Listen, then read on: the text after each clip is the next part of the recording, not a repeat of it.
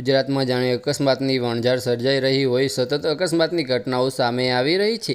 એવામાં ગુજરાતમાં 2 સ્થળે ગંભીર અકસ્માત સર્જાયો હતો, જેમાં કુલ 3 લોકોએ પોતાનો જીવ ગુમાવ્યો છે, જ્યારે અન્ય 2 લોકો ઇજાગ્રસ્ત થતાં તેમને સારવાર હોસ્પિટલમાં ખસેડવામાં આવ્યા છે। અમદાવાદના જમાલપુર વિસ્તારમાં રિવરફ્રન્ટ પરથી અકસ્માતની ઘટના સામે આવી રહી છે। બાઇક ચાલકે કાબુ ગુમાવતા અકસ્માત સર્જાયો હતો, જેમાં અલ્પેશ મઢવી નામના 36 વર્ષના યુવકનું મોત નીપજ્યું હતું। બાઇકનું બેલેન્સ ગુમાવતા ઇલેક્ટ્રિક લાઇટ થાંભલા સાથે ટકરાયા હતા। બાઇક પાછળ બેઠેલા પ્રકાશ પરમાર નામના વ્યક્તિને ઇજાઓ થઈ હતી।